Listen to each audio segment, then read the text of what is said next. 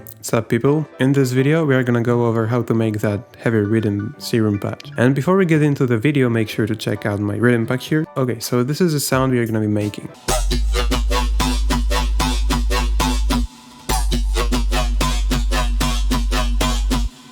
And also, by the way, I posted that bass on my Instagram, which is pretty fresh.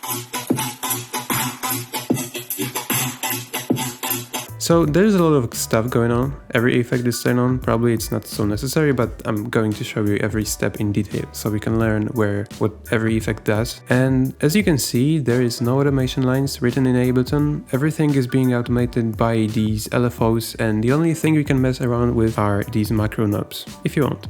So let's jump straight into the sound. The first thing we are gonna do is we are gonna make Riddim by automating volume. I mean, not rhythm, but rhythm.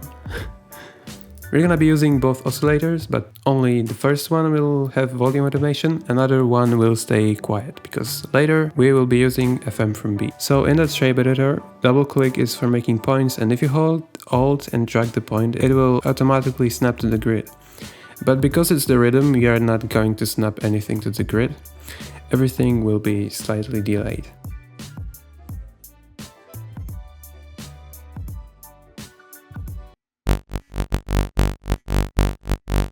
So when you have your LFO shape ready, let's start automating some things with it.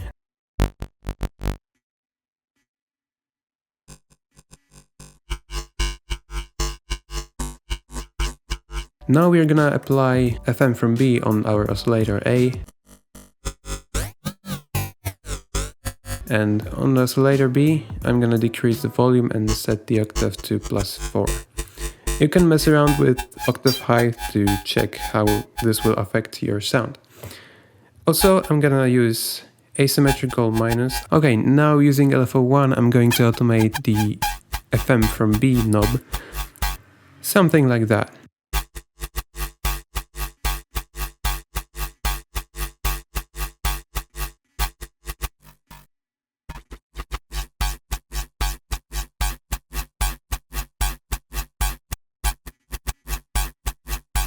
Let's turn on sub oscillator, turn on direct out button, so the sub is going directly to the output, not being affected by the effects.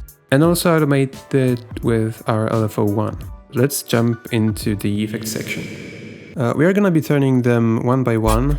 Basically, hyperdimension will be used to make our sound wider, but we are gonna automate it with the macro one, so later on we can tweak that and adjust the stereo wideness with just one knob.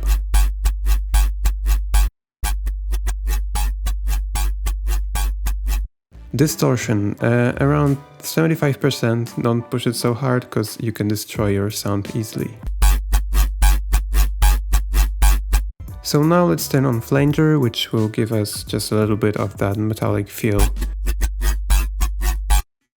And set these knobs around here. Let's move on. So the chorus may be a bit problematic because you can make your sound very messy in just a second, but let's try to avoid that. Let's set the rate to 0, the delay 1 to maximum, and the depth, which is kind of like the dry wet knob, to around half of a millisecond. Push the low pass filter all the way up and reduce the mix to around 35%.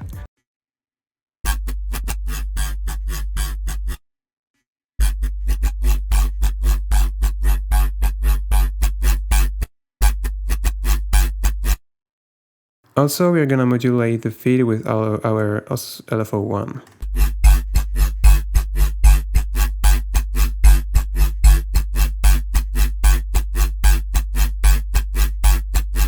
Now we are going to add an EQ, and here comes the trick. So basically when you make a sound, it's pretty obvious to just use one LFO and automate every knob you need only with that.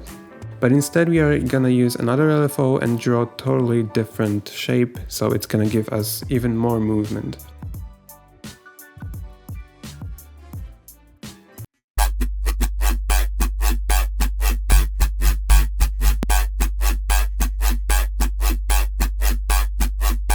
And we need to clear the space around 2 kHz, so simply I'm gonna use that EQ.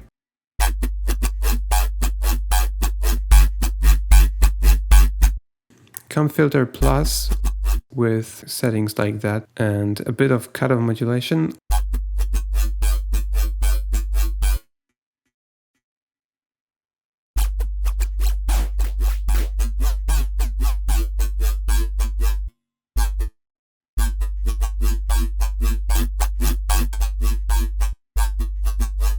I recommend experimenting by yourself with comp filter and finding the settings that you like.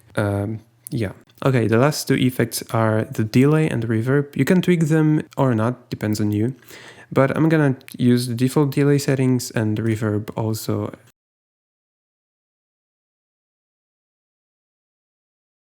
Let's turn on the compressor, turn on the multiband.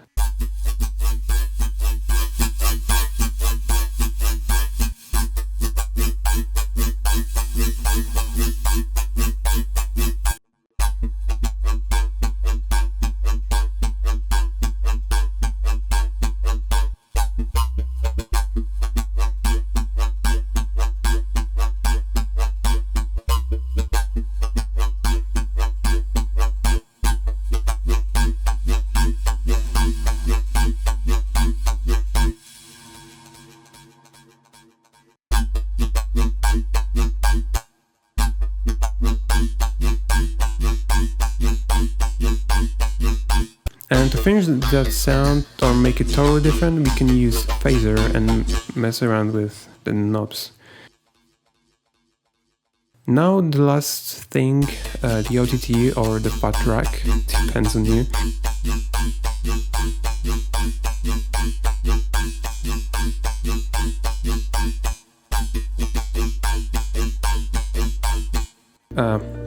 Thanks for watching and see you in the next one. As long as you're with me.